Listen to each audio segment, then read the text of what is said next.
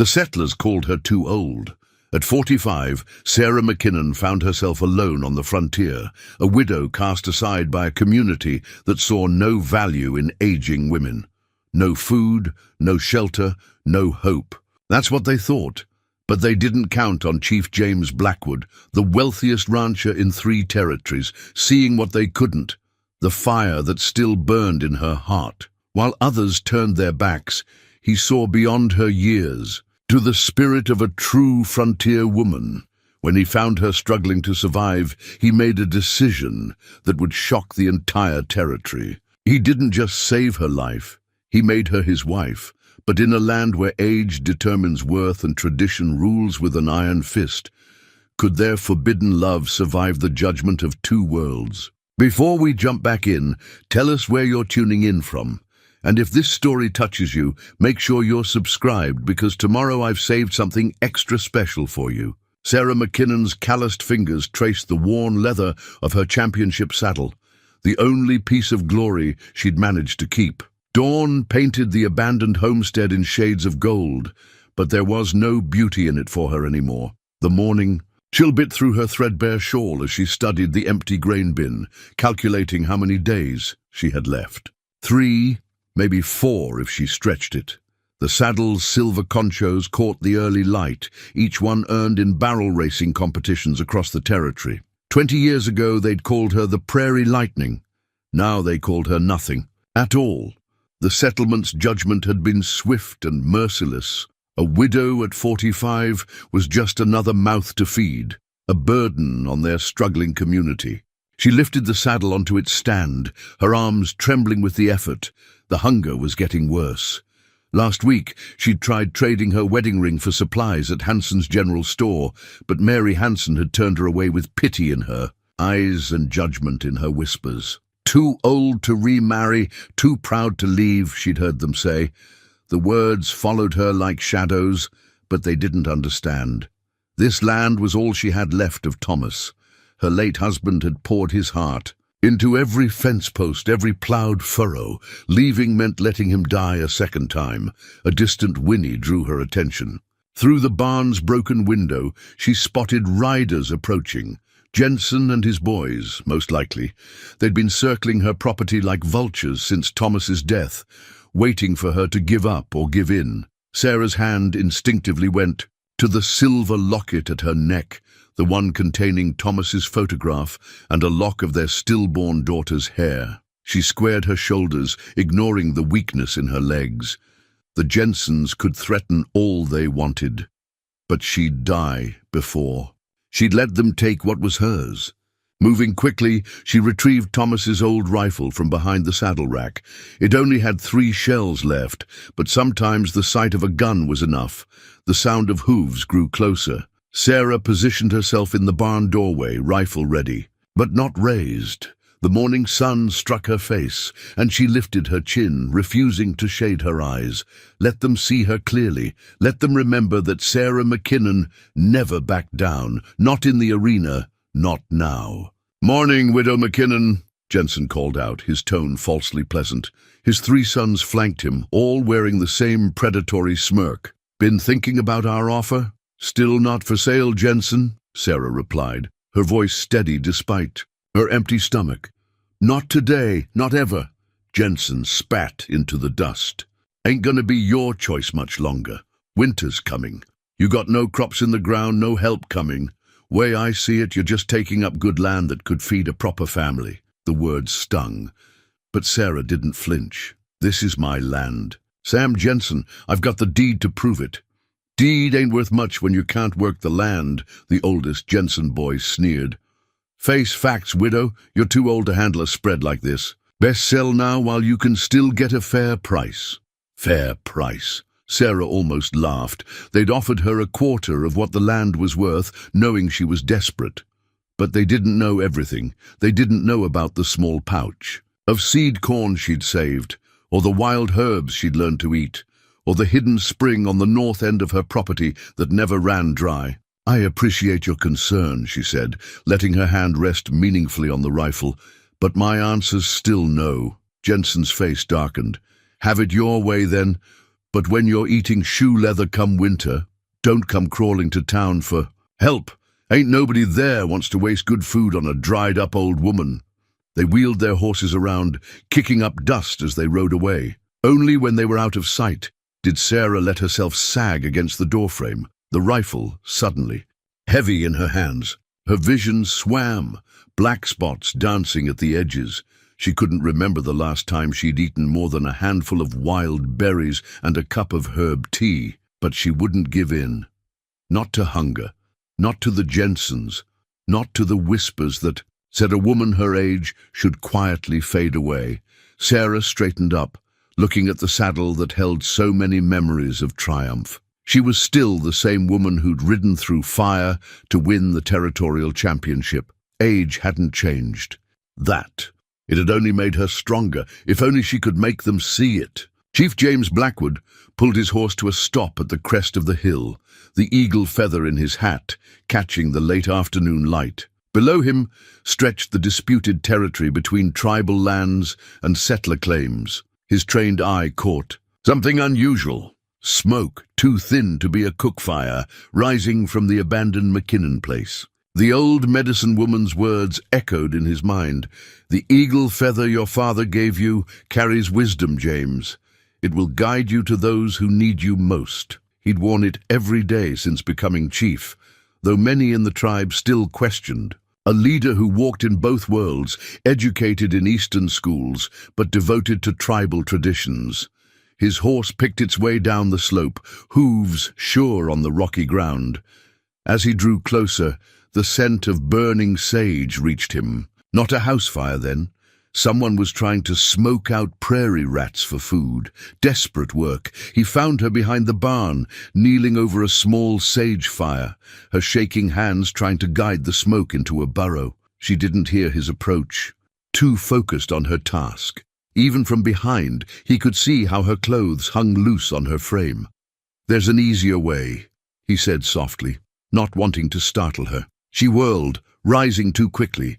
Her face went pale, and she swayed on her feet.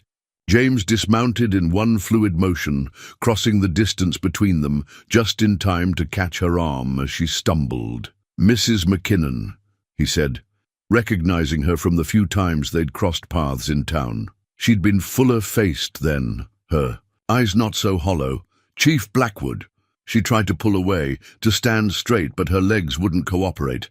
"I'm fine, just stood up too fast." He didn't release her arm. "When did you last eat?" Pride warred with desperation in her expression. "I've got food," she said. "The rats are too lean to be worth the effort." He studied her face. The settlers called her old, but he saw only character in the lines around her eyes, strength in the set of her jaw. "My people have better ways to find meat. I don't need charity," she said, but her voice wavered. James released her arm once he was sure she could stand.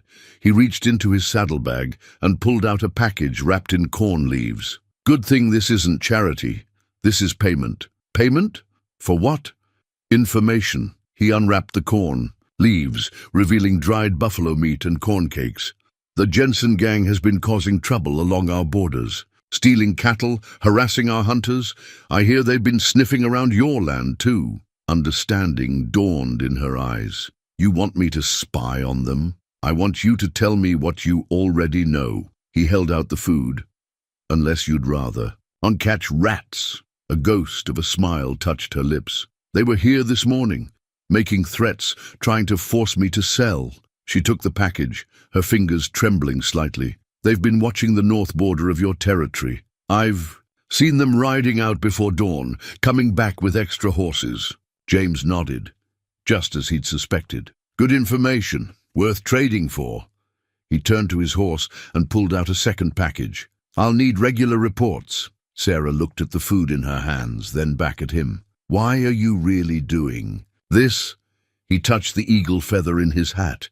"Because I know what it's like to be judged for who you are, rather than what you can do." His eyes met hers. "The settlers think you're too old to matter, the same way some of my people think I'm too educated to be a real chief. And what do you think?" "I think anyone who can survive out here alone for 3 months has strength worth respecting." He mounted his horse. I'll be back in 3 days. Try to notice which direction the Jensens ride out. She nodded, clutching the precious packages. Chief Blackwood. He turned in his saddle. Thank you, she said, for seeing me. James, he corrected. My name is James. He rode away, but not before he saw her smile. A real one this time, transforming her whole face. The eagle feather stirred in the evening breeze, and he smiled too. His father's wisdom had led him true once again. Sarah woke to the scent of sage and sweetgrass. Unfamiliar walls of tanned hide surrounded her, and a woman with silver-streaked braids bent over a small fire, stirring something in a clay pot. The medicine bundle hanging above her head swayed, gently in the breeze that filtered through the smoke hole. You're safe, the woman said without turning. I'm Mary Blackhawk, the chief's sister. She ladled something from the pot into a wooden bowl. 3 days you've slept. The fever almost took you. Sarah tried to sit up, but her body felt impossibly heavy. My land is being watched by our warriors. Mary brought the bowl over. James found you collapsed in your barn. You should have told him how sick you were. The memory came back in fragments. James arriving for his regular intelligence meeting, the world spinning, the ground rushing up to meet her. She remembered his strong arms lifting her, his voice speaking words she couldn't understand. The tribe won't like this, Sarah whispered, accepting the bowl of rich bone broth. Me being here? Mary's dark eyes crinkled with amusement. The tribe doesn't like many things my brother does, but they respect him. He sees with different eyes. She touched the medicine bundle. These herbs were gathered by our grandmother. She too walked between worlds, healing both our people and the settlers. James says you have her spirit. Sarah sipped the broth, warmth spreading through her hollow spaces. Outside, she could hear children playing, women talking, the ordinary sounds of community that she'd been starved for, as surely as she'd been starved for food. A shadow fell across the teepee entrance. James ducked inside, carrying Sarah's worn saddle. I thought you might want this, he said, setting it carefully beside her bed. And these. He pulled out her silver locket and a small pouch.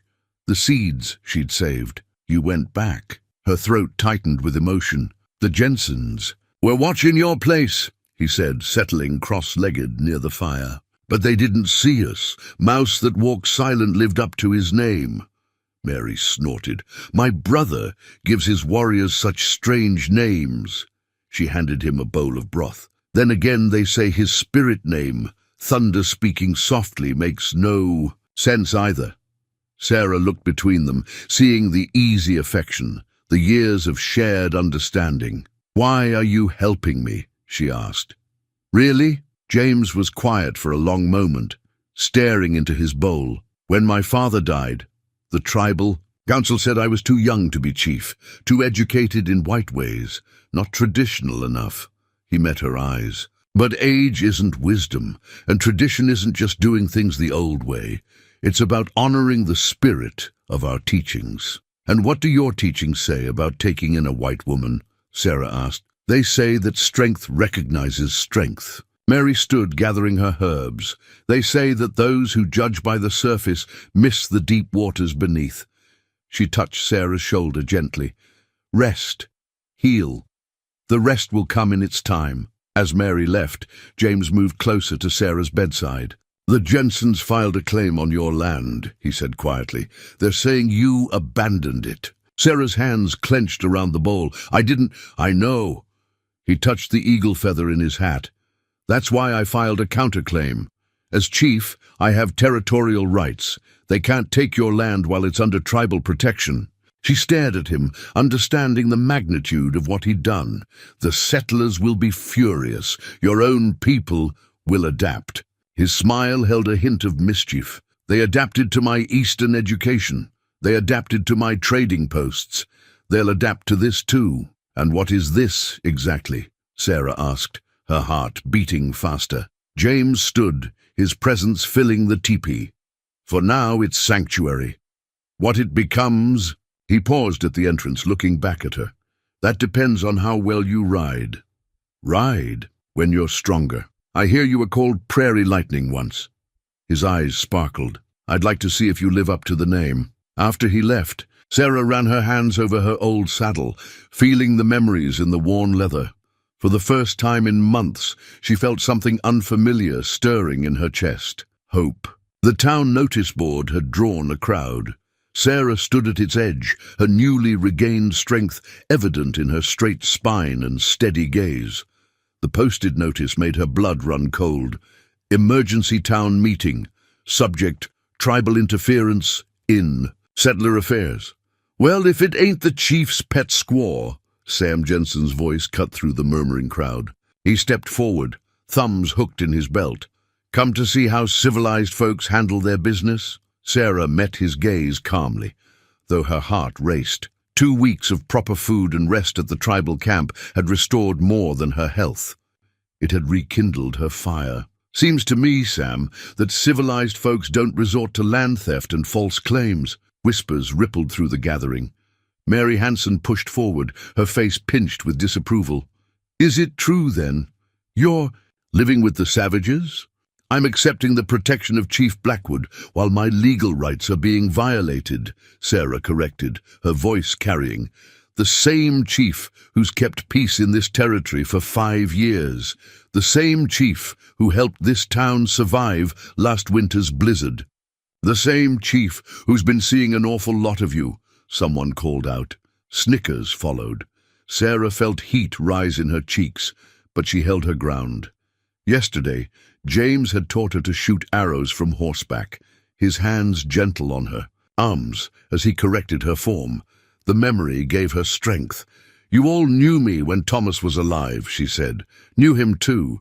He believed in building bridges, not walls. That's why he traded fairly with the tribe, why he taught their children about crop rotation. And look where that got him," Jensen spat.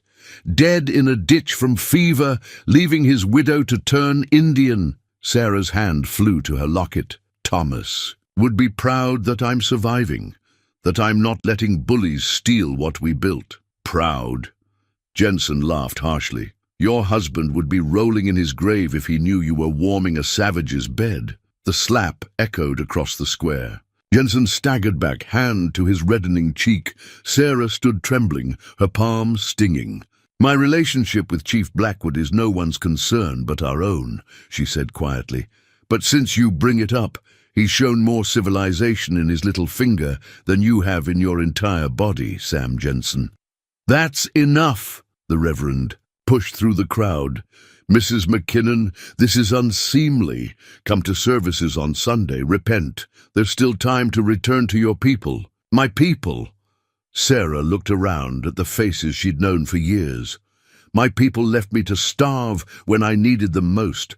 The only ones who showed true Christian charity were those you call savages." She turned to go, but Mary Hansen caught her arm. "Sarah, please, we were friends once. Don't throw everything away for this infatuation. You're too old for such foolishness." Sarah gently removed Mary's hand. "Age has nothing to do with it, Mary. This is about justice, about seeing people for who they are, not what we fear them to be." She walked away, head high, but her composure cracked when she reached the edge of town. There stood James, his face unreadable. How much had he heard? "They fear what they don't understand," he said softly. "Your people must think the same of me." James touched the eagle feather in his hat. "Some do. The tribal council met this morning. They say I'm betraying our traditions by harboring you, by—" He paused. "By feeling what I feel." Sarah's heart skipped. "And what do you feel?" Instead of answering, he mounted his horse and held out his hand to her. "Come, there's something I want to show you." She took his hand, letting him pull her up behind him. They rode in silence through the golden afternoon, up into the hills overlooking both the town and the tribal lands. Finally, James stopped at a high point where an ancient oak spread its branches. "My father brought me here when I became chief," he said. "He told me to look down at the valley and see not 2 separate peoples, but one land that needed all its children." He turned to "Now face her. I see no shame in what I feel, Sarah McKinnon, only hope for what could be." The breeze carried the scent of sage and prairie grass, and Sarah felt something inside her shift, like a door opening to light. "Show me how to say hope in your language," she whispered. And as the sun set over the valley, he did. The beaded bracelet caught the firelight as Sarah ground corn with the other women. Mary Blackhawk had given it to her that morning, a simple band of blue and white beads that meant more than any diamond. "Your hands know the rhythm now," Running Brook said approvingly in halting English. The young woman had been teaching Sarah their language, trading words over daily tasks. "You grind like my grandmother." "Wapila," Sarah replied. "Thank you," and the other women smiled. 2 weeks of living among them had taught her more than just words.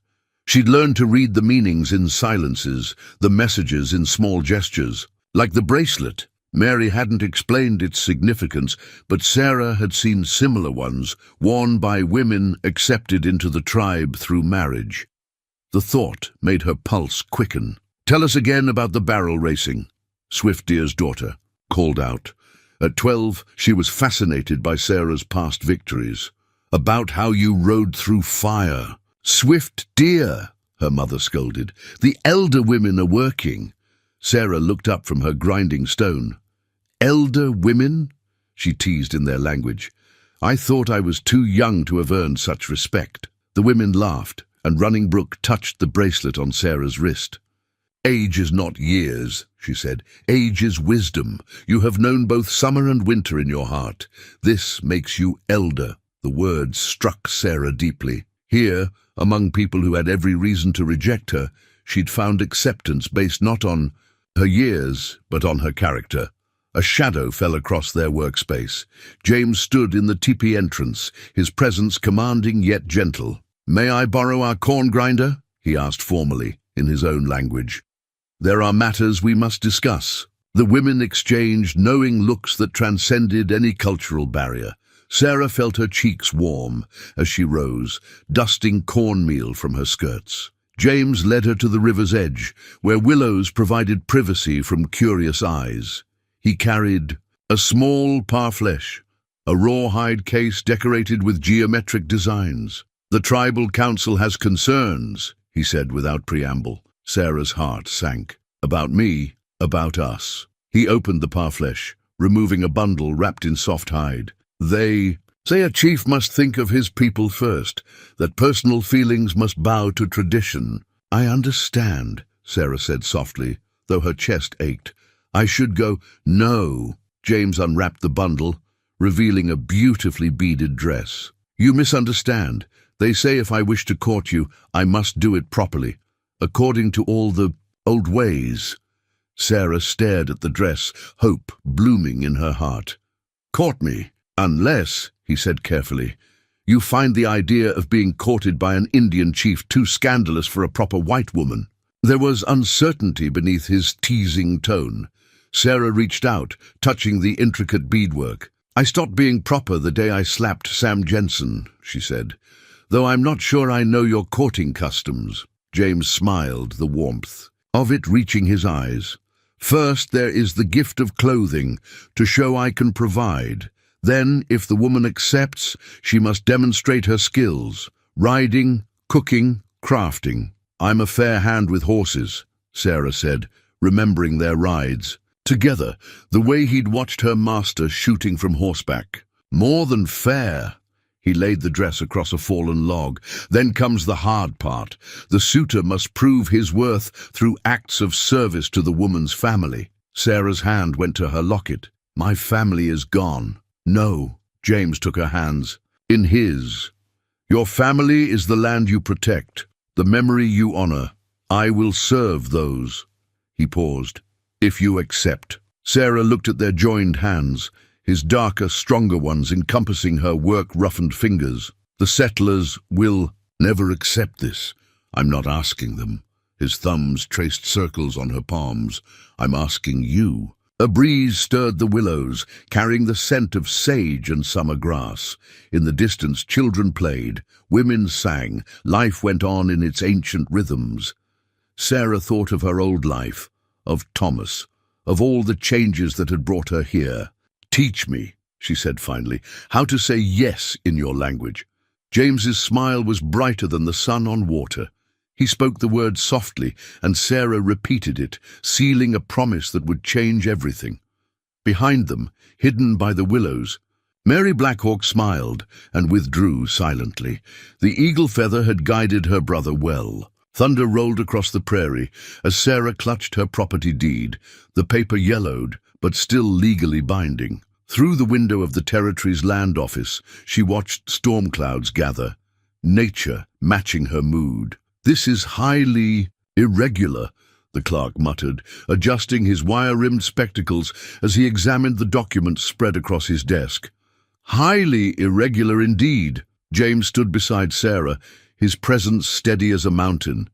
He'd worn his finest Western suit. Today, though the eagle feather remained in his hat, a reminder of who he was, what he represented. "The law is quite clear, Mr. Peterson," James said, his educated tone making the clerk squirm. "As chief of the territory's recognized tribal authority, I have the right to file protective claims on threatened properties within our historical borders. But this is settler land, which overlaps with traditional tribal hunting grounds," James interrupted smoothly. "Your own government's treaties acknowledge our right to protect such territories." Sarah stepped forward, laying Thomas's original survey maps on the desk. "My husband worked with the tribe to establish fair boundaries. These documents prove it." Peterson frowned at the maps.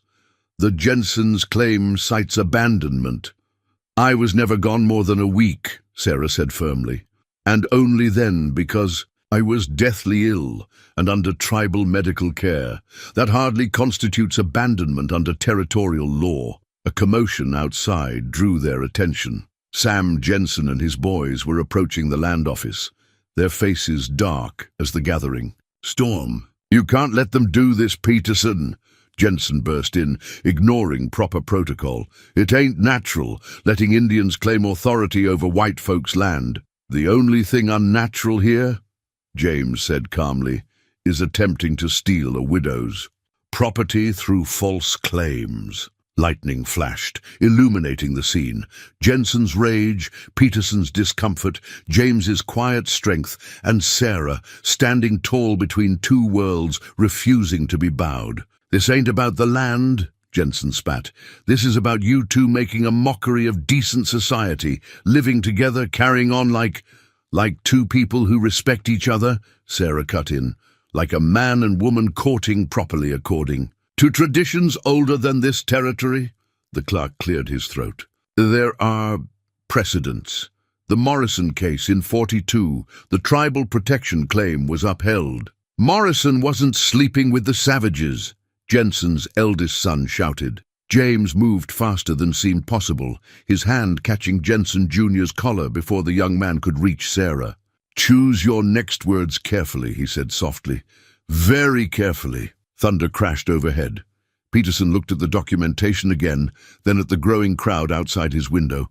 Finally, he reached for his official stamp. "The protective claim is legally sound," he announced. "Mrs. McKinnon's property remains hers, under joint tribal protection." The stamp came down with finality. "Good day, gentlemen, ma'am." Jensen's face purpled. "This ain't over. The governor will receive a full report of your attempted land theft," James said, "along with evidence of your cattle rustling along tribal borders. Would you like to continue this discussion?" The Jensens backed down, but Sam's parting glare promised trouble. As they left the land office, the storm broke, rain sluicing down in sheets. Sarah gripped her deed and map case tight. "Thank you," she said softly, "for everything." James touched her elbow gently. "I protect what I love," he said. Then, realizing what he'd admitted, he stilled. Sarah's heart leapt. "What you love!" Their eyes met as lightning split the sky again. Around them, townspeople hurried for shelter, trying not to stare at the unprecedented sight. A tribal chief and a settler widow standing together in the rain, looking at each other like they'd just discovered gold. "Yes," James said simply, "what I love." Sarah reached up and touched the eagle feather in his hat, then let her hand drift to his cheek. "Good," she whispered. Because I think I love what I'm protecting too. The rain poured down, but neither of them moved to seek shelter. Some moments were worth getting wet for. The silver ring caught the sunset's light, its unique design telling a story all its own. Traditional tribal patterns flowed into Western scrollwork, two cultures meeting in precious metal. Sarah held it carefully, aware of the silence that had fallen over the tribal council gathering. "This has never been done," Elder Running Horse said, his weathered face unreadable. "A chief taking a white woman as wife. Many things we do now were never done before," James replied in their language, which Sarah was beginning to understand. The trading posts, the shared hunting grounds, the peace with settlers. "Those don't change blood," another elder argued. "Children of this union will be strong," Mary Blackhawk interrupted, standing beside her brother. "Like river and rain joining to make floods, like prairie and forest meeting to make new hunting grounds." Sarah waited, the ring warm in her palm. James had presented it to her privately first, at dawn by the river, where they'd first spoken of courtship. Now came the harder part, gaining the tribe's blessing. She stood, her voice clear in their language. "I come before you not as a settler seeking advantage, but as a woman who has found her heart's home. I offer my strength, my skills, my loyalty to the people who showed me kindness when my own turned away." Running Horse leaned forward. "You would give up settler ways? I would take the best of both worlds," Sarah answered, "as your chief does. As many of you do when you trade at posts, when you send children to learn reading, when you adapt to survive." A murmur ran through the gathering. James stepped forward, taking Sarah's hand. "I ask the council's blessing, but I do not require it. I am chief. I have proven my wisdom in leading our people to prosperity. Now I choose a woman who will help build bridges between worlds." "And what of your land?" Running Horse asked Sarah. "The property you fought to keep? It will become tribal land through marriage," she said, "but worked in both ways, crops and grazing, settler methods and tribal wisdom combined. A place where both peoples can learn from each other." Mary touched the beaded bracelet on Sarah's wrist. "She has learned our ways, speaks our words, respects our customs. She has earned the right to be called sister." The council withdrew to deliberate, leaving Sarah and James standing beneath the evening sky. His thumb traced circles on her palm, a gesture that had become precious to her. "Whatever they decide," he said softly, "my heart is set." Sarah squeezed his hand. "The settlers will be worse. There may be violence. Let them come." His voice held steel. "I didn't survive 3 wars to fear small men with small minds." The council returned as the first stars appeared. Running Horse's face was solemn, but his eyes held a glimmer of something like hope. "We have decided," he announced. "The union will be recognized with conditions. The children must learn our ways, our stories, our language. The land must be shared as promised. And you, Sarah McKinnon, must take a tribal name." James's hand tightened on hers. This was more than they'd hoped for. "What name?" Sarah asked. Mary stepped forward. "We have chosen dawn-bearing light, for you bring new day to old ways." Tears pricked Sarah's eyes as James slipped the ring onto her finger. Its weight felt right, felt true. "There is one more thing," Running Horse said. "A test. The tribe must see you ride together as equals before the ceremony can be performed.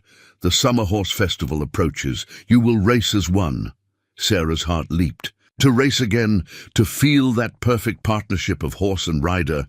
She looked at James and saw her own joy mirrored there. "We accept," they said together. Later, by the council fire, James held her close. "Are you ready for what's coming? The settlers will try to stop this." Sarah touched the ring, then her locket, past and future combined. "Let them try. I found something worth fighting for." Above them, stars wheeled in ancient patterns, watching as 2 worlds moved closer to becoming one. The wedding blanket spread across Mary's lap, its patterns telling a story never before woven. Traditional tribal symbols flowed into settler designs, horseshoes, crosses, and prairie flowers mingling with sacred geometries. Like the silver ring, it spoke of two worlds meeting, but not everyone saw its beauty. Blasphemy, the Reverend had called it when Sarah showed him the design, a mockery of Christian marriage. Now, as Mary worked the final beading, Sarah watched. Angry torchlights approached the tribal camp. The settlers had been growing bolder since the announcement, their threats escalating from whispers to shouts. "They come to make trouble," Runningbrook said, her fingers never pausing in their work on the blanket's edge. "Like coyotes, they are braver in packs." James emerged from his teepee, wearing the chief's formal regalia, but carrying his army revolver. Behind him, warriors melted out of the shadows, armed but disciplined. "Stay back," he told Sarah, but she was already moving to stand beside him. "My people, my responsibility too," she said in his language. Sam Jensen led the mob, torch raised. "Hi. This ends tonight, Chief. You can't marry her." "Says who?" Sarah's voice cut through the tension. "I'm a free woman. He's a free man." "You're a white woman," Jensen spat, "and no white woman's going to birth savage babies in this territory." James's hand tightened on his gun, but Sarah touched his arm. She stepped forward into the torchlight. "Is that what you're afraid of, Sam? Children who might bridge our worlds? Or is it that I've found happiness after you all left me to die?" "We're protecting you from yourself," Mary Hansen called from the crowd. "This isn't natural." "Natural," Sarah laughed. "Like watching a widow starve was natural. Like stealing. Her land was natural." She gestured to the camp around them. "These savages showed more Christian charity than any of you." The wedding blanket caught the firelight as Mary and the other women gathered behind Sarah, holding it like a banner. Its blended patterns seemed to shimmer, challenging the mob's hatred with beauty. "The territory governor will hear about this," Jensen threatened. "There are laws which protect my right to marry whom I choose," Sarah finished. "The same. Laws that protected my property from theft. Or shall we discuss your other activities, the missing cattle, the burned fence posts?" Jensen's face darkened, but uncertainty rippled through his followers. They hadn't counted on resistance, on quiet strength backed by law and love. "Think carefully," James said softly, his educated tones carrying clear authority. "About what? You do next. The army knows me, the territorial courts know me, and they know you." Lightning flickered in the distance, nature's warning. The mob shifted, torches wavering. "You're dead to us," Jensen said finally. "Both of you." But he backed away, his followers trailing behind like shadows fleeing dawn. Sarah's hands shook as the last torch disappeared. James pulled her close, his heart beating strong against her back. "You faced them well," he murmured. "Dawn, bearing light." Indeed. Mary brought the wedding blanket forward. "Look," she said. "The pattern is complete." In the fading torchlight, Sarah saw what the women had added during the confrontation, a ring of unity symbols, settler crosses linked with tribal protection signs, forming an unbroken circle. "Even hatred can inspire beauty," Runningbrook said. "Touching the new pattern, see how the anger made us finish with stronger designs." Sarah traced the interconnected symbols. "Like us," she said, "stronger together than apart." That night, unable to sleep, Sarah rode out to her old homestead. James found her there, sitting on the porch steps where she'd once faced starvation. "Having doubts?" he asked, settling beside her. "No." She leaned into his strength, remembering. "I was dying here not just in body, but in spirit. Now," she touched her ring, "now I'm more alive than I've ever been." "Good." He pulled her to her feet. "Because tomorrow we start practicing for the horse festival." "Think you can keep up with a chief?" Sarah's laugh rang across the prairie. "Think you can catch prairie lightning, Chief?" They rode back together under stars that had witnessed countless changes, countless barriers broken, countless loves triumphant. The wedding blanket waited in Mary's teepee, its blended patterns a prophecy of what could be. Dawn painted the sky in shades of promise as Sarah donned her ceremonial dress, a masterpiece of two traditions. Beaded buckskin flowed into white settler's lace, while her mother's pearls nestled against tribal turquoise. In her silver locket, she'd added a warrior's braid of James's hair alongside Thomas's picture, past and future joined. "The horses are ready," Mary said, adjusting Sarah's dress. "But there's something you should see." At the ceremony grounds, Sarah stopped short. Alongside the tribal members in their finest regalia stood a handful of settlers, Thomas's old trading partners, families who'd survived the blizzard thanks to James's help, even Peterson from the land office. And there, separate from the others but undeniably present, stood Mary Hanson, clutching a worn hymnal. "I was wrong," Mary said when Sarah approached. "About age, about love, about everything. Thomas would be proud of you, Sarah, of who you've become." Before Sarah could respond, drums began their sacred rhythm. James appeared on horseback, magnificent in his chief's regalia, the eagle feather proud in his hair. Two horses waited for them, one with a tribal saddle, one with Sarah's old barrel, racing gear. "First," Running Horse announced, "they must prove their unity in the old way." Sarah mounted smoothly, muscle memory replacing nerves. The course before them was challenging, weaving through obstacles, jumping barriers, and finally racing together across open prairie. James caught her eye. In his gaze, she saw not just love, but absolute trust in her skill, her strength, her heart. They rode as one. Where James's horse jumped, Sarah's followed. When Sarah turned, James matched her motion. Their horses moved like twin spirits across the land, neither leading nor following, but dancing together in perfect harmony. "Look," someone whispered, "the sun!" Through breaking clouds, a single ray illuminated them as they crossed the finish. Lined together, even Running Horse smiled. "The spirits approve," he said. "Now comes the binding." They dismounted at the sacred circle where both traditions would speak. Mary Hanson stepped forward first, opening her hymnal. "Love is patient. Love is kind," she read, her voice trembling. "It always protects, always trusts, always hopes, always perseveres." Running Horse took up the ritual next, speaking in his language while Mary Blackhawk translated, "Two streams join to make a mighty river. Two winds meet to make a stronger storm. Two spirits unite to make a greater power." The wedding blanket settled over their shoulders as they knelt. Sarah spoke her vows in both languages, her heart too full for just one tongue. "I choose you before all others, through all seasons, in all worlds." James's reply was equally measured, equally true. "I bind my soul to yours, under these stars, before all spirits." The settlers sang a hymn while the tribal members chanted a blessing. The sounds wove together, strange but beautiful, like the patterns in the blanket they shared. When it was done, when the last prayers faded, Sarah felt different. Not just married, transformed, as if the ceremony had remade her into something new, something stronger. "Look," James whispered. On the horizon, a herd of wild horses appeared, led by a paint stallion whose coat matched the sunrise. They paused, watching the gathering, then wheeled as one and galloped away. "A sign," Running Horse said. "The spirits show us the way. Strength in unity, beauty in difference." Peterson cleared his throat. "The territorial office will recognize this union," he said formally, "with full legal standing."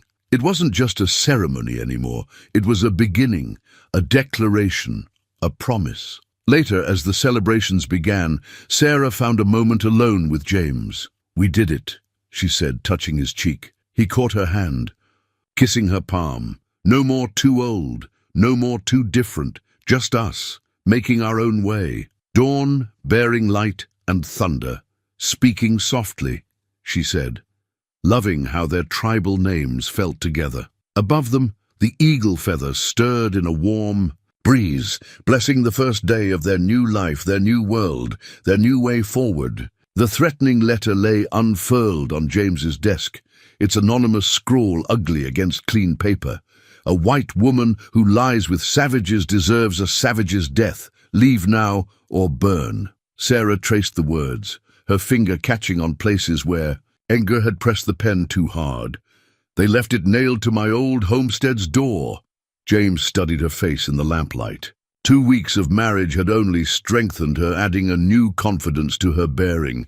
Now that confidence was tested, "We knew there would be resistance," he said quietly. "Resistance is one thing. This," she gestured at the letter, "they'll really do it, James. They'll burn us out." He touched the eagle feather in his hat, a habit she'd come to love. "Let them try. The army owes me favors. The territorial marshal can't be everywhere," Sarah finished. "And the tribal warriors can't patrol forever." Outside their window, the autumn wind carried distant sounds.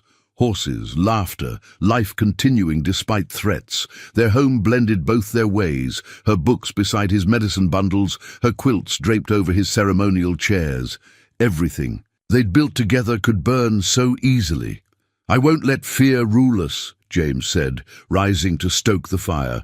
"We've fought too hard for this life." Sarah joined him at the hearth, remembering other fires, the ones that had almost claimed her during barrel racing, the ones that had warmed her in the tribal camp when she was sick, the sacred flames of their wedding ceremony. "Then we fight smarter," she said. "We use both our ways." James turned to her, firelight dancing in his eyes. "What are you thinking? The settlers fear what they don't understand. So we make them understand." She pulled out the property maps they'd used at the land office. "We opened the trading post here on my old homestead. Not just goods, knowledge. Their children can learn tribal crafts.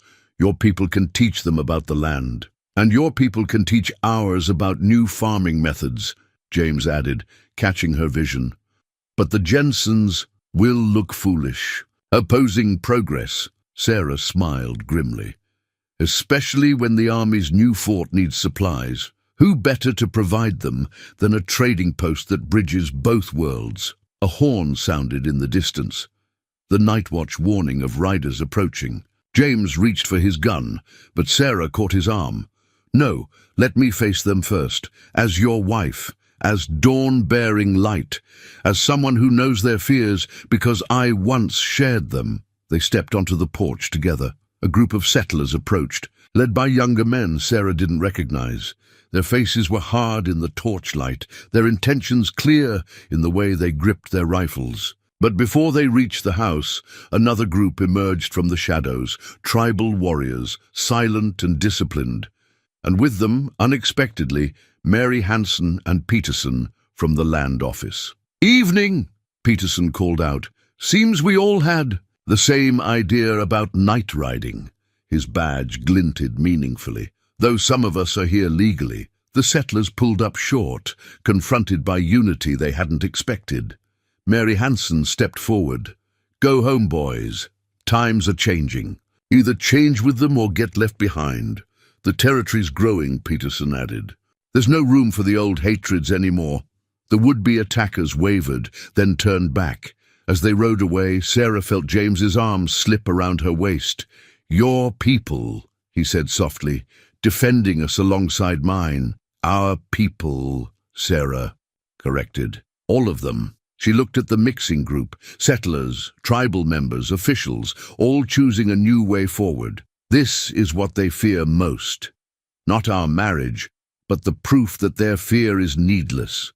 Later, as their unexpected defenders shared coffee and stories around their fire, Sarah added the threatening letter to the flames. It curled and blackened, its hatred turned to ash, while love and courage blazed brighter. The first test wasn't over, but they'd passed its beginning, together. The winter storage cache Sarah had designed saved the tribe when the blizzards came early. While other camps struggled with spoiled food and frozen supplies, her blend of settler root cellars and tribal preservation methods kept their provisions safe and accessible. "Like this," she showed the younger women, demonstrating how to layer dried herbs with salt-cured meats. The settlers learned it from German immigrants. The salt and herbs worked together, keeping the meat good longer. Running Brook nodded approvingly. Your ways have wisdom too, she said, adding her own knowledge. We place sweetgrass between layers. It keeps evil spirits from spoiling the food. Outside, the wind howled like hungry wolves. 3 weeks of relentless storms had trapped many in their homes, but the tribe remained strong, adapted to the harsh realities of prairie winters. James entered their home, snow crusting his coat. 2 more families just arrived from the settler. "Au camp," he said, stamping his boots. Their food cellars collapsed in the frost. Sarah immediately began gathering supplies. The Hansen family and the Petersons. Mary Hansen's trying to keep her pride, but their children are hungry. In their storage cache, Sarah assembled provisions: dried beef, preserved vegetables, herbs for tea. She added extra, knowing Mary's struggle to accept help. "The old way would be to let them fend for themselves," Running Horse said from the doorway, watching her work. "They showed you no kindness in your time of need." Sarah straightened, meeting the elder's eyes. "The old way isn't always the right way. Isn't that what my marriage to James proves?" The elder smiled slightly.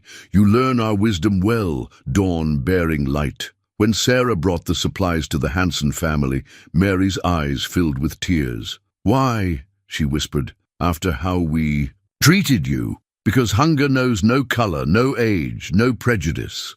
Sarah replied, helping Mary store the food properly. "Because survival is easier together than apart." The storms continued, but something else spread through the community. Understanding. Settler women learned tribal methods of preserving food, while tribal women adapted settler techniques for their own use. In the shared struggle against winter's fury, barriers began to thaw. One particularly bitter night, as Sarah and James lay wrapped in the wedding blanket, she asked, "Do you think it will last, this peace born of necessity?" James pulled her closer. "You lasted. You changed. Others can too." A commotion outside interrupted them. Shouting urgent voices, they rushed to dress. "Fire at the Jensen place," a warrior reported. "Their chimney caught in the storm." Without hesitation, Sarah began organizing. "Get the women's medicine bundles," she ordered. "Frostbite will be as dangerous as burns. James will need the strongest riders." Through near-blinding snow, they rode out. The Jensen home was almost invisible in the storm, marked only by desperate flames eating through the roof. Sarah saw Sam Jensen struggling with a bucket line, his face ashen, his hatred of her marriage, his threats, his prejudice. None of it mattered now. "Get those children in here," she shouted over the wind, directing the families toward waiting horses. "The tribe's council house can hold everyone." For once, Jensen didn't argue. His wife was already accepting a blanket from Running Brook, clutching their youngest child close. Hours later, as the combined efforts of settlers and tribal members saved what they could of the Jensen home, Sarah served coffee to the exhausted workers. The council house was crowded with both peoples, children of all colors playing together while adults shared warmth and stories. "Never thought I'd see this," Mary Blackhawk said softly, watching Sam Jensen accept a bowl of tribal healing soup from Running Horse himself. "Survival teaches better than words," Sarah replied. "Thomas used to say that." She touched her locket, then the eagle feather James had given her to wear, symbols of her past and present. Outside, the storm raged on, but within the council house, a different kind of warmth spread.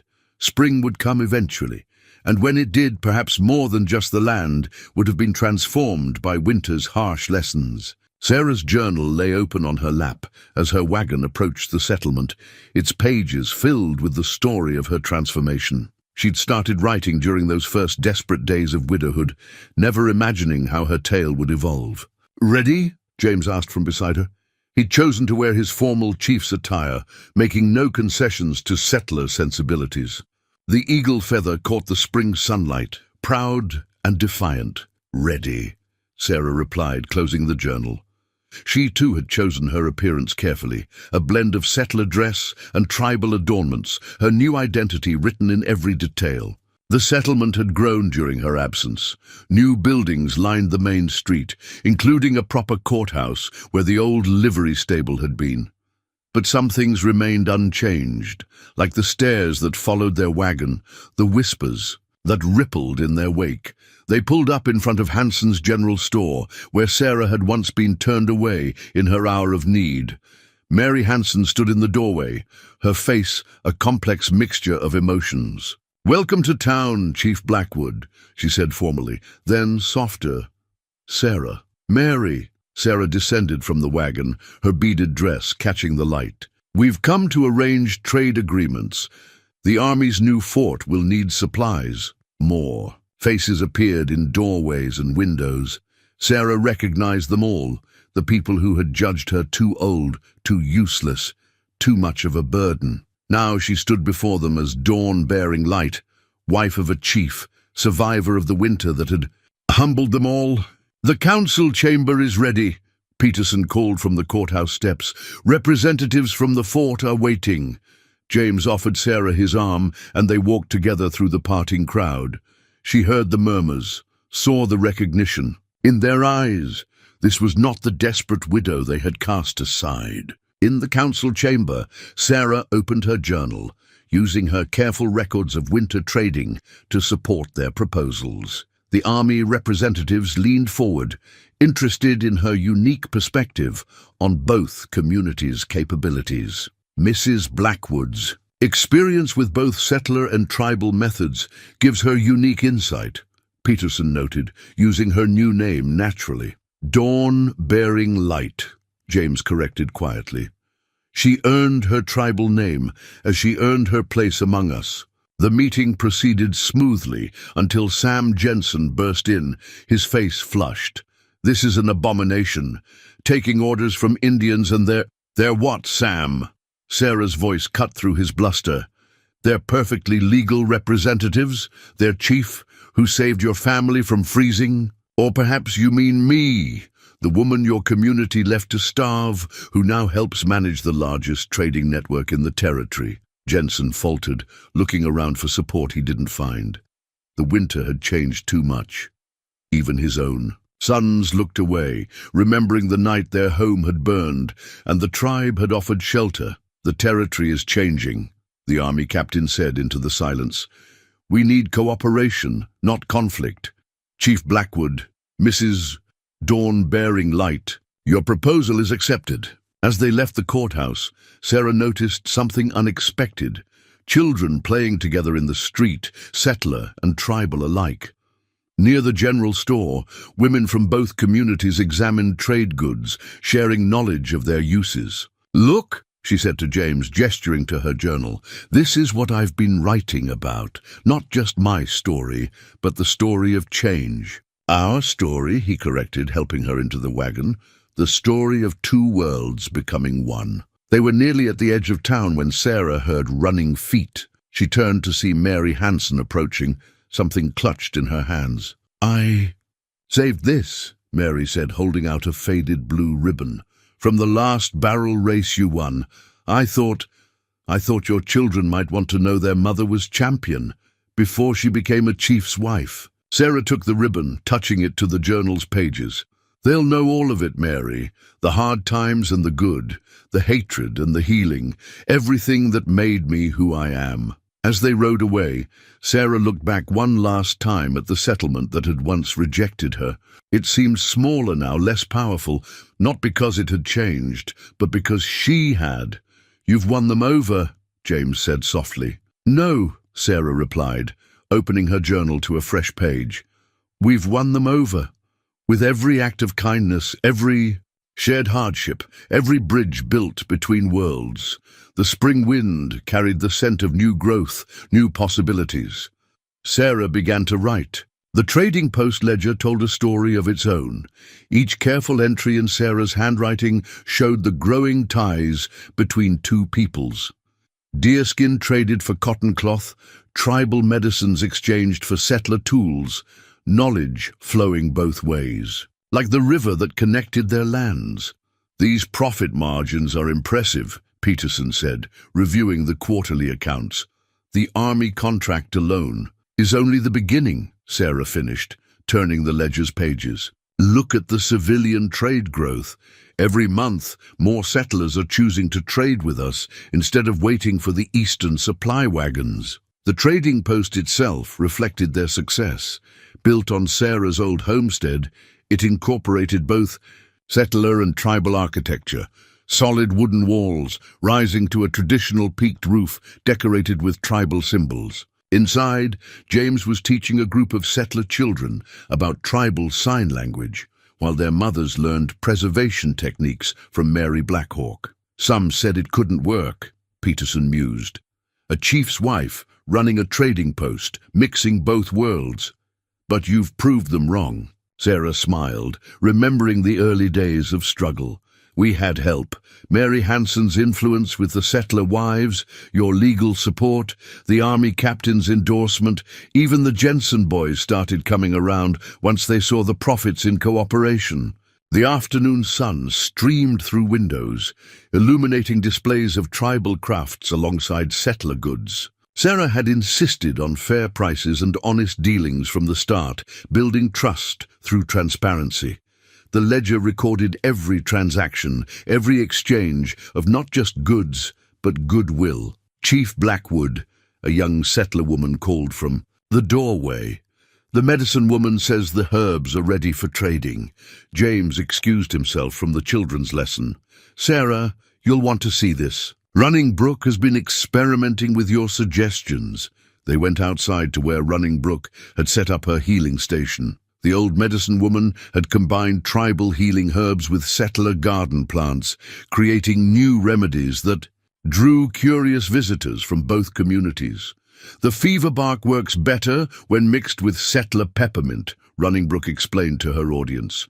Two medicines become stronger together like two peoples. Sarah noted the metaphor's effect on her listeners. Even Sam Jensen's wife nodded thoughtfully, her hand resting on a jar of the mixed medicine that had helped her youngest through the winter. A commotion at the trading post entrance drew their attention. A group of army scouts rode up, their expressions urgent. Raiding party spotted, their leader reported, moving towards settler territories from the south. Not our tribe, he added quickly, seeing the tension rise. Renegades from downriver. Sarah watched the gathered crowd, seeing old fears and prejudices threaten to resurface. But before anyone could speak, Sam Jensen's oldest boy stepped forward. We'll help defend the settlements, he said to James, if you'll teach us your tracking methods. And we'll shelter everyone in the trading post if needed, Sarah added. It's built strong, with clear lines of sight. James nodded approvingly. Two peoples defending together, better than either alone. The next hours saw an unprecedented cooperation. Tribal warriors taught settler men their defensive techniques, while settler women helped tribal families move their valuables into the trading post's stone-walled storeroom. Children from both communities were gathered inside, their mothers working together to keep them calm and occupied. Sarah added a new page to the ledger, recording not goods, but shared strength. Tribal warriors and settler men riding out together, women of both peoples organizing supplies, Peterson coordinating with army scouts using tribal signal methods. You've built more than a trading post, Mary Hanson said, joining Sarah at her desk. You've built a future. Looking around at the mixed group taking shelter in the post she and James had created, Sarah felt the truth of those words. The ledger showed more than profits.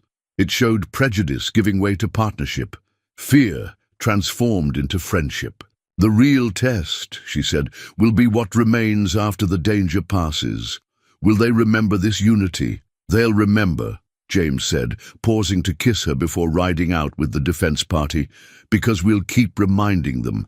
Every trade, every shared meal, every child who grows up seeing two peoples as one.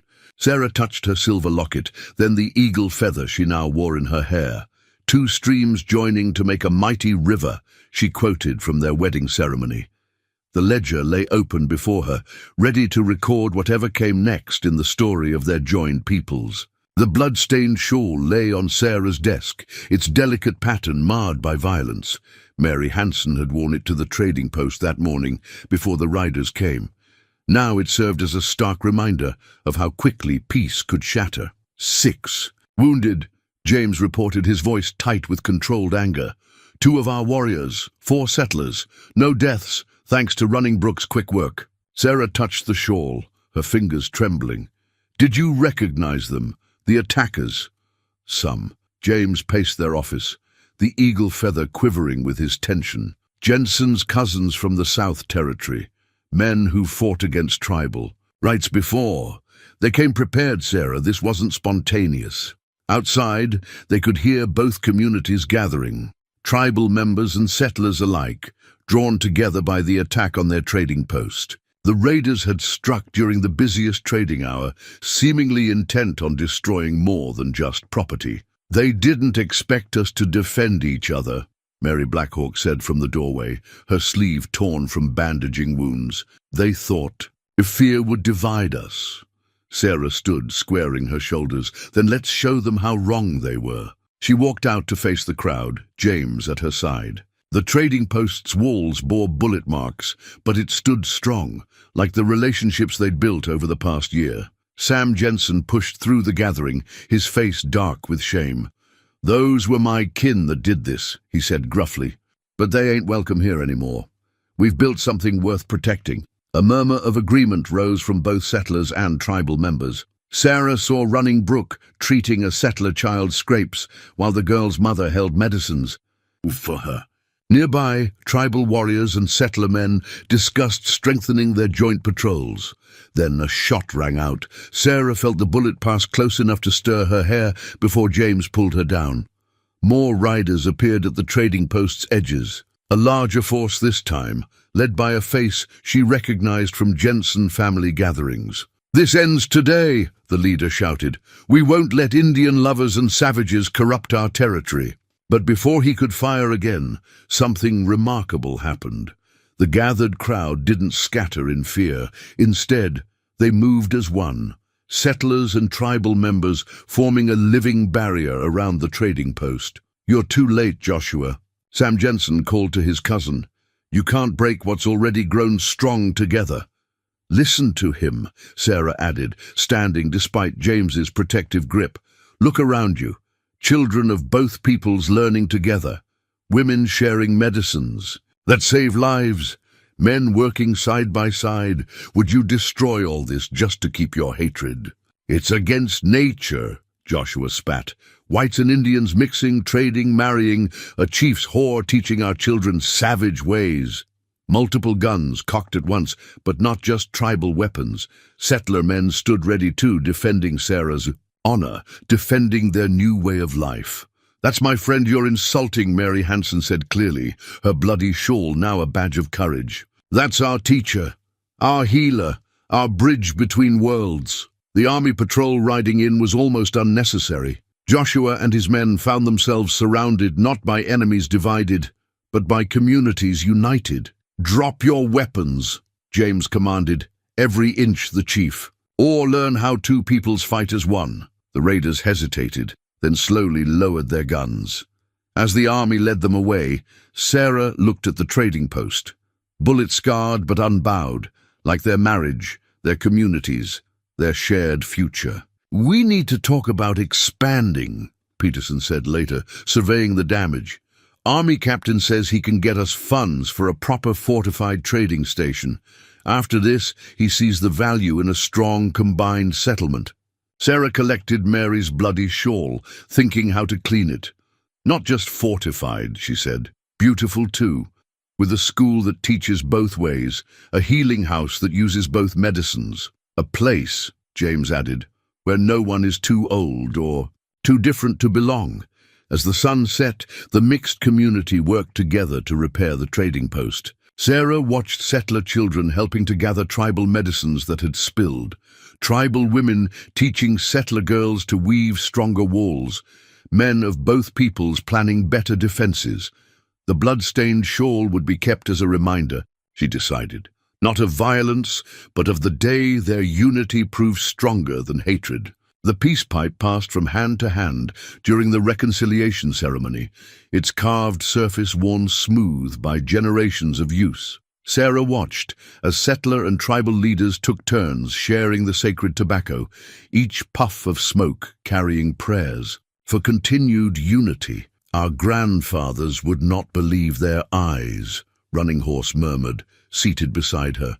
"Whites and tribal people sharing the pipe of peace, meaning it truly." In the month since the attack, walls had fallen faster than they could repair the trading post's bullet holes. Sam Jensen sat among the tribal elders, his face solemn as he learned their protocols. His wife had begun studying with Running Brook, bringing other settler women to learn tribal healing ways. "We are not enemies sharing peace," James addressed, the gathering standing tall in his chief's regalia. "We are one people sharing life." He switched smoothly between English and his tribal tongue, his words bridging worlds as naturally as breathing. The army captain nodded approvingly from his place in the circle. The trading post's success had drawn attention from territorial authorities, bringing offers of support for their unified settlement experiment. "The governor himself is interested," Peterson added when the pipe reached him. "Says this could be a model for other territories, peace through trade, understanding through daily contact." Sarah remembered Thomas's dream of cooperation, touching the locket that still held his picture. "He would have loved this," she whispered to James. "He helped build it," James replied softly. "His love for this land, his respect for our people, it lived on in you. You carried it forward, made it grow into something new." The ceremony continued as dusk approached. Children played together nearby, their laughter a counterpoint to the serious proceedings. Sarah noticed they had created their own games, blending settler and tribal elements naturally. Mary Hanson rose to speak, still wearing her mended shawl like a badge of honor. "A year ago, I thought Sarah was throwing her life away, choosing to live among the tribe. Now I understand she wasn't choosing sides. She was showing us how to make the sides disappear." Running Brook added her own wisdom. "When two streams join, you cannot say which water is which. They become one river, stronger together." As darkness fell, both peoples shared a feast. Sarah watched settler women praising tribal dishes while tribal children begged for settler desserts. The night air filled with both languages, people switching easily between them. "Look," James said, directing her attention to where young couples sat together. Tribal warriors and settler girls, settler men and tribal women, following the path Sarah and James had blazed. The peace pipe made its final round, coming to Sarah. As dawn-bearing light, wife of the chief, she had earned the right to share in sacred ceremonies. She took her puff thoughtfully, sending her own prayers into the smoke. "What did you pray for?" James asked later, as they walked home under stars that shone on all people equally. "For the courage to keep building," she replied. "For wisdom to teach the children this new way of living. For strength to face whatever comes next." He touched the eagle feather in his hat, then the one she wore. "My father's spirit guides us well. He saw this coming, I think. Why else would he send me to Eastern schools, teach me to walk in both worlds?" Sarah thought of her own journey, from champion barrel racer to desperate widow to bridge between peoples. Sometimes the hardest trails lead to the best destinations. They paused at their door, looking back at the lights of the growing settlement. Somewhere in the night, a tribal drum began to play, and a settler's fiddle joined in. The music should have clashed, but instead it wove together into something hauntingly beautiful. "Tomorrow," Sarah said, "we start planning the school. Running Brook will teach tribal medicine while Mary Hanson teaches reading. Peterson says the territorial government will help fund it."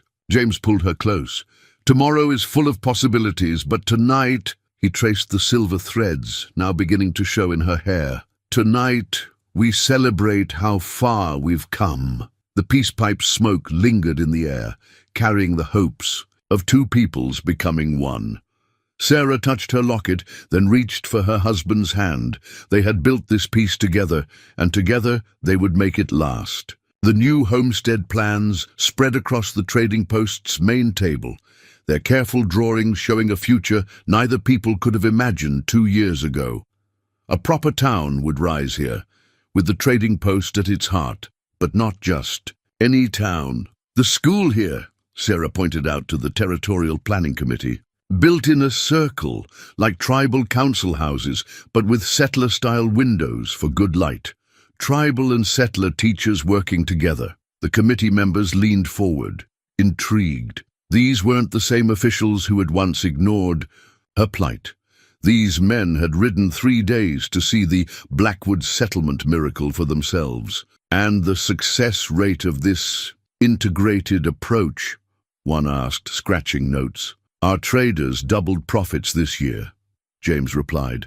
But more importantly, we haven't lost a single family to winter hardship or disease since combining our knowledge.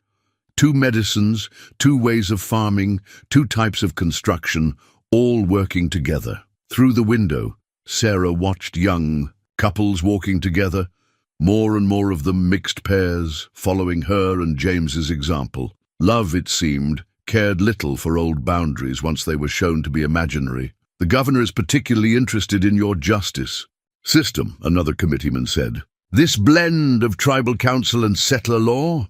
It works because we respect both ways, Sarah explained. Tribal wisdom for tribal matters, settler law for settler issues, and both together for anything that affects us all. Peterson helps ensure everything stays legal by territorial standards. Speaking of Peterson, James added with a smile, his daughter is engaged to one of our warriors. Fine young man, educated in both traditions. The committee exchanged glances. A territorial official's daughter marrying a tribal warrior. It would have seemed impossible 2 years ago, but Sarah and James had shown the way, proved it could work. Tell us about the school, one man urged. The governor's particularly interested in that.